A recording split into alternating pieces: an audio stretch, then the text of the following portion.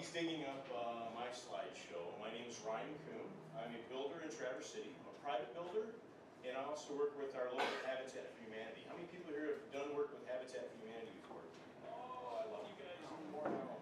So we have some really cool people in the room. Two of them are my mentors, actually, Tom Phillips and Tom Tischler.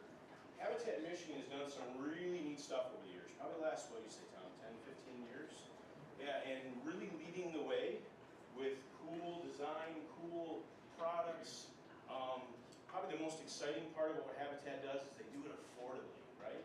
So we see all these cool bells and whistles and neat technologically new, advanced stuff that comes out. Habitat has very, very small budgets. So we have to go down to Home Depot and buy our stuff. So that's kind of what I'm going to talk about this project. About 5 years ago, we decided that net zero was something we want to pursue. We had an opportunity to buy a piece of property in Traverse City, and it was challenging, it was difficult. Obviously, a lot of you guys know about Traverse City, it's an expensive place to live. So we had to make it affordable. We found this piece of property, bought it, broke it up into 10 lots, and I'm going to go through the process of that development right now. Okay, back at it. So one of the unique things about this project, we started about 5 years ago. There wasn't really much of anything going on net zero-wise, at least affordability standpoint in the state. So we saw it as an opportunity to be a learning event, a training event for the community, for the region, for the state. And we were kind of, as Tom likes to call it, we became the guinea pigs. So we were kind of maybe setting some standards for the ways we were looking at building houses in the future, at least for Habitat. So this became kind of the first net zero affordable housing development in Michigan, first LEED for Homes Platinum affordable development in Michigan. The cool part about Habitat, and one thing I really enjoy about it, is it's a collaborative. Being a private builder, I don't get to just go sit with one of although we have a really close relationship with a lot of builders in Traverse City, we don't just get to sit down and share how we do our business with each other, because it's private sector. We're all somewhat competitive. In Habitat world, that's not the case. We are very collaborative. So we share ideas with each other. We invite people from the community to share their ideas and concepts. And that was one of the beauties of this project. It was a lot of people involved, even at the state level, that helped out with this project. Compact neighborhood design, anybody familiar with what that is? That makes sense? So compact neighborhood, our traditional neighborhoods, all the front doors face where? The street, exactly. In a compact neighborhood, it's reversed. You create a green space or a shareable space in the middle that you can all sit on the front porch, get to know each other, which is way more inviting, way more community-based than a backyard fenced in and you got to do this to see your neighbors. So that was the other kind of neat thing about the project. It was a neighborhood design, compact neighborhood design. And then we're monitoring the houses for, this one I might as well skip because just about everybody in this room knows what a net zero a building is. So just to breeze through it, it refers to a residential or commercial building's ability to produce as much energy as it consumes. Net zero buildings can be off-grid or grid-tied, which everybody knows. And again, this is a general slideshow I use for a lot of people that don't know what net zero is. Most projects are going to be grid-tied, right? They make sense. It's a kind of a battery storage system for people that can't afford an off-grid system. Commercial and residential building use approximately 70% electricity generated in the U.S., and electrical consumption in the U.S. doubled between 1980 and 2000, and it's doubled again since then. So we use a lot of electricity. We just got to use it better is what we're trying to do. Modeling, we talked about that earlier. Our form, and probably the most common form of modeling, which most of us know, is a HERS score. It's similar to miles per gallon on a car. This was the basis of how we determined what we were going to do with the project and how we got to net zero. I'm not going to go into details because everybody here knows what a HERS score is. We decided to use LEED for Homes as our certification model. What is the benefit of using a certification process? Anybody want to throw it out there, whether it's LEED or National Green Building Standard or bingo, exactly. So for those of you that aren't familiar with how to build a high-performance home, not a green home, but a high-performance home, there are great certification programs out there that will walk you through that path. And not only will they walk you through that path, they'll verify that the builder you're working with is doing it properly, or the architect that's designed it is doing it properly. So that's why we chose LEED. LEED is like Kleenex to tissues, right? Everybody knows what LEED is. We wanted some community awareness, and LEED was a good example for that. Obviously we're a philanthropy organization, we're a nonprofit, and we want to generate more funding, and using LEED was a tool for that. LEED's principles, most of it's driven by consumer motivation. At the end of the day, the person paying for that project is the one that's going to want to pursue that type of a project. When what we found is, or what Leeds found is our children's future is probably the highest demand for following a certification program. Increasing energy prices are second, reliance on foreign oil third, and then global warming is fourth. Lots of builders out there doing lots of different things. I've been in the industry for 25 years, and I've seen a lot of garbage, and I've seen a lot of good. And unfortunately, the good's getting better, but it's still not quite there yet. And there's builders out there that will slap an Energy Star sticker on their house and they'll call it green, or they'll put bamboo flooring in their house and they'll call it green. And it confuses the market, which is unfortunate. So what Leeds identified is there's different levels of builder out there. And I've chosen to be a builder C. Actually, I'm beyond a builder C. I believe that everything we do holistically when it comes to projects is important for all of us. I'm not doing it as a marketing ploy. I'm doing it because it's something I believe in. The same as Tom and Eric do as designers and architects. You know, they believe in what they're doing. They don't have to design that way. They do it because they choose to. So the varying performance levels, again, there's the bad guys that they're cutting corners and cheapening things up, and those are the builders you don't want to be around. The market itself is following code, which is, in my opinion, the poorest quality home that we're allowed to build by our federal and state level government, correct? I reference this analogy as a styrofoam cup with a plastic lid on it. That's a code-built home. It's great if you want your house or your cup to stay warm with coffee in it for 5 minutes, 10 minutes. What we decide to build is a thermos bottle, right? You spend a little bit more money on that thermos bottle, but it pays dividends. You're not reheating that coffee, and you're enjoying the coffee. It's more comfortable, it's more warm. So that's the idea between the two ways of building. Leeds principles also look at energy, again, holistically, energy, indoor air quality, materials, sites, and water. The benefits of that are a healthier, more comfortable, more durable, energy efficient, environmentally responsible home. Consumer benefits, healthier indoor environment, more comfortable, more durable, which is pretty much everything I just said, 36% more energy efficient, and more environmentally responsible. Cost. So LEED publishes this, and they say that when you look at improving the insulation value, reducing air leakage, you should save on mechanical systems, which should wash out at the end of the day. Some cases that's true, some cases not so much. I prefer to look at it as a net gain. So in my private world outside of Habitat, as much as I love to be driven by conserving energy and healthier environment, indoor air quality, the client is usually driven by money. So they look at return on investment. They look how much it's going to save them. So if I'm showing them opportunities to build better, I have to also show the return on that investment. And Habitat looks at it the same way. We have a small pool of money, and we can only do so much with it. So how do we get the biggest bang back for that money that we're spending on it? I think they use this as a 2,000 square foot home. This is old data too, but yeah, I think they're just using it as a theoretical example. So how does this benefit Habitat? Guaranteed affordability. That's our first and foremost. We're dealing with families that are in the 30 to 60% of median income. They cannot afford a $300 heating bill in January. Not in their wheelhouse to do that. Matter of fact, most people lose their homes not because they can't pay their bills. They choose to pay their electric, heating, and everything before their mortgage payment because they want to keep the lights on. They want to keep heat in the house. So we had to try and reduce or eliminate that expense for the families by building a better envelope. So now they can just focus on their mortgage payment, not on a $300 a month heating bill in January. Reduce transportation costs by building closer to town, increase social interaction, healthier indoor environment, reduced impact on environment itself, reduced maintenance, opportunity for personal growth for the family. Benefits to our community, education. It was a great opportunity. The project took about 2.5, 3 years. I can't tell you how many tours I did of that facility, or of those buildings, and probably 40 over that period of time. And every time I'd walk people through those buildings, I was educating them on why we need to build better homes. And they all walked away going, I want to tear down my house and build a new one.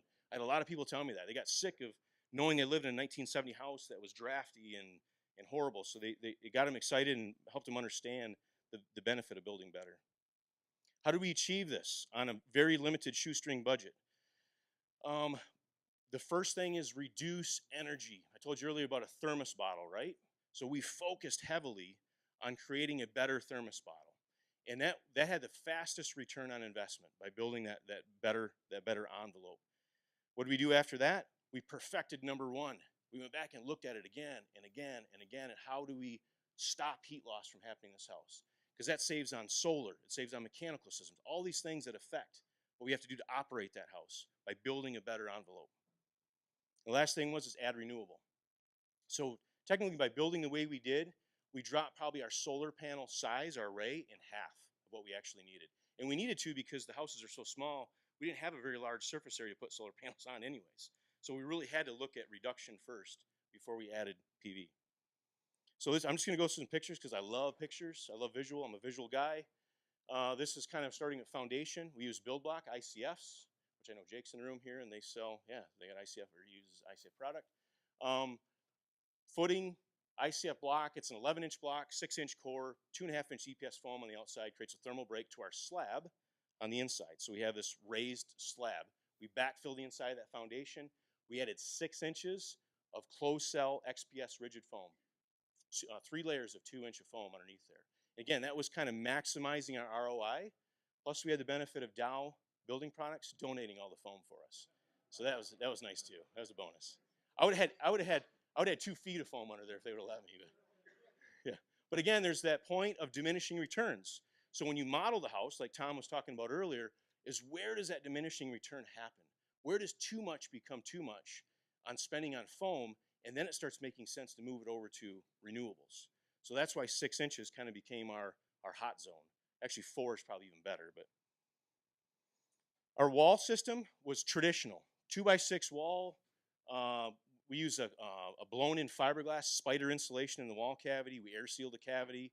We put an OSB on the outside of that wall. And then we added, here's where it becomes non-traditional, we added 4 inches of rigid foam to the outside because what? I got the foam for free. So we added 4 inches of foam to the outside, and then we furring stripped that with 6-inch GRKs that went through the 4 inches of foam into stud, and that's what helped hold our siding on. And of course at the bottom we created a rain screen so that air can move through the backside assembly, like Tom talked about earlier. We want to keep our siding dry. And then, yeah, so that was our wall assembly. And you can see our ICF, we use an acrylic coating called Tough 2 that helps protect.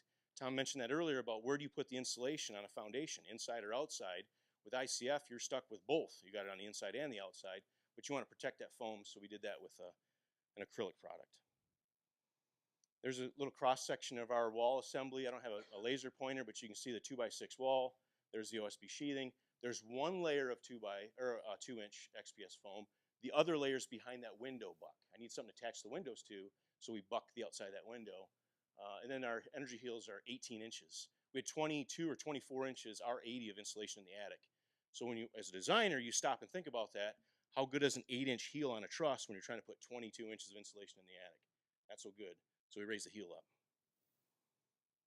There's 3 of the houses out of the 10. These were the first 3 that were built.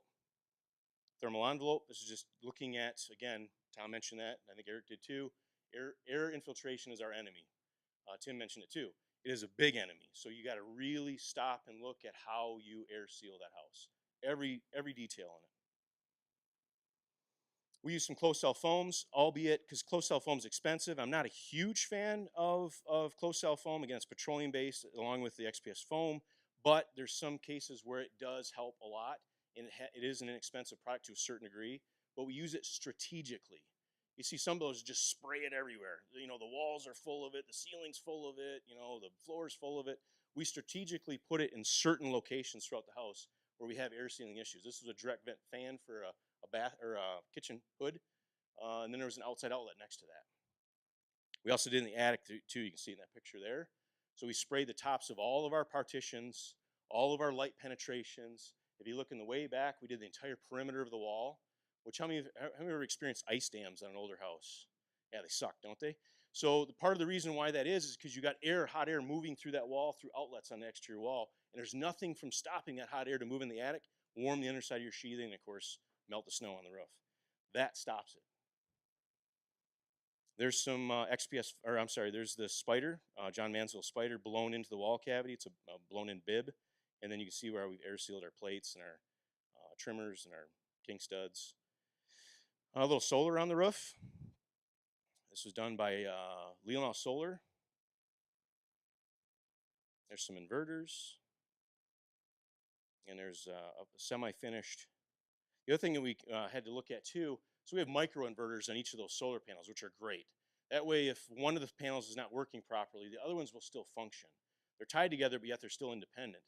And the one thing that you're worried about a little bit is about how you penetrate that roof, right? So we actually penetrated where the main line came in out on an eave. So in the event that the roof ever leaked because of a faulty boot, it would leak on the eave, not through the attic into the inside of the home. So you can see they left the last panel off, and that's where the main connection was done through the conduit through the inside of the attic and down the inside of the wall. And of course, we use mini splits. I kind of chuckled when Tom said it earlier about having difficulty keeping all the rooms conditioned the same in the house. It is a challenge. We have two heads. We had one on the main floor and one on the second floor. And we did everything we could to try and get air to circulate. We did transfer grills above doors and all kinds of stuff. And in the end of the day, it just didn't work. So we ended up putting in a very low wattage, a powered transfer grill that helped move the air through there.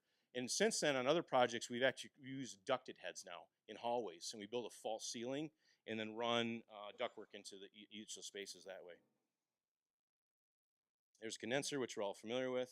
There's a process everybody understands how heat pumps work. It's phenomenal technology. It's come light years from where it was just even 10 years ago. It's amazing what we can do with them in my climate, which we still have 4 foot of snow on the ground up in Traverse City, by the way.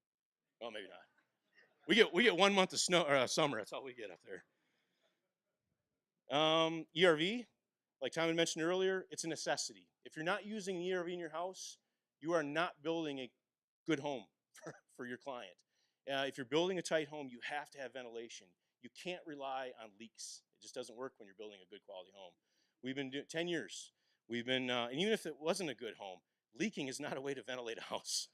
You know, single point ventilation just cracks me up. I don't understand why our code even allows us to do that. It just lets it pull air in from wherever by putting a constant running bath fan in a bathroom. Is ridiculous to me. But balanced ventilation is very, very important.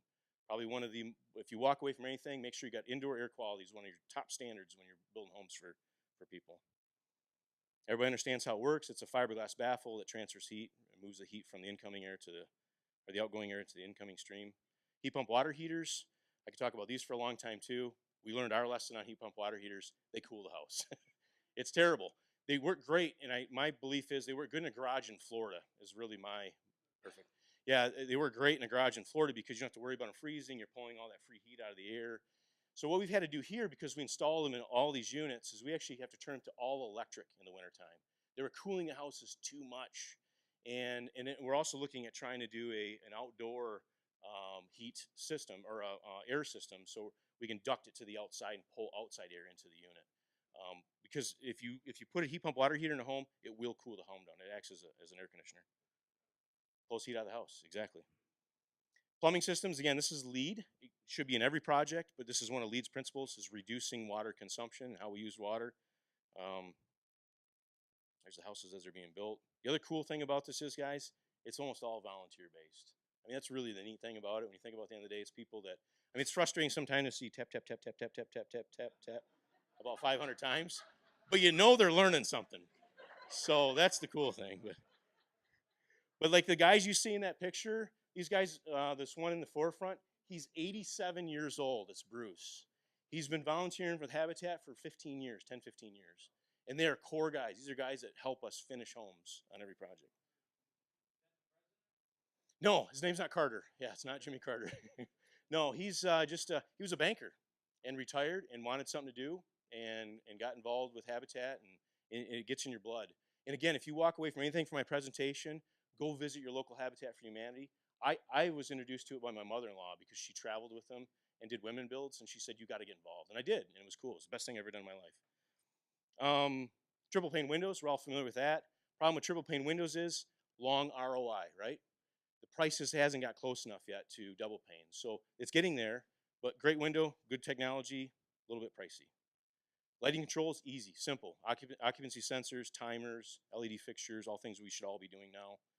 Monitoring systems, all great stuff. They say that even if you just, in your own home, if you put just a simple monitoring system on your countertop in your kitchen, you're almost guaranteed to drop your electric bill by 10 to 15% and do nothing different.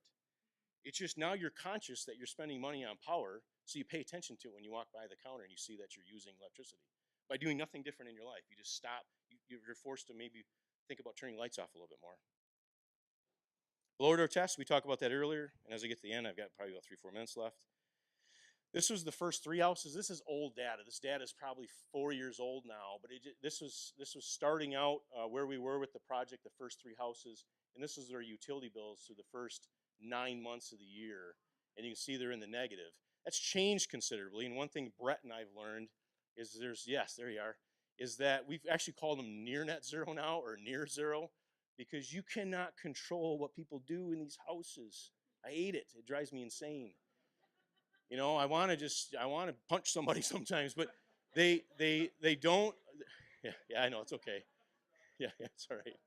Well, they don't understand, and we try and educate. We do everything we can. Habitat does all the time, and at the end of the day, you still walk. And I walked in one day into one of the owners, and just the sweetest lady. She's a single mother, and I literally had to start peeling clothes off in January. It had to have been 78 degrees inside there. And I'm thinking, you're trying to live net zero, and 78 is not net zero in January.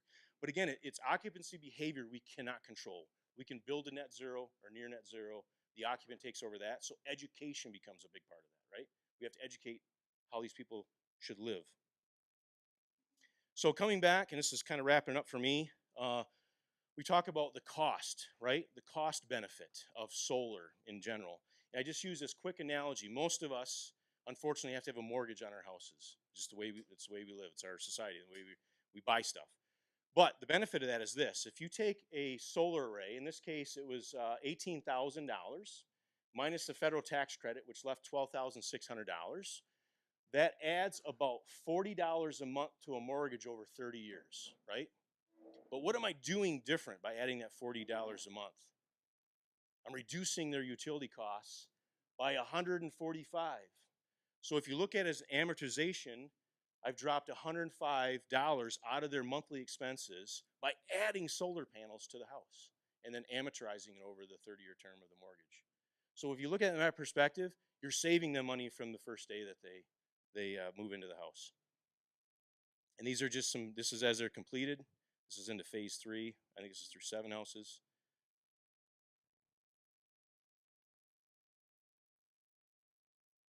And I'm done. Not bad. Thanks, guys. Appreciate it.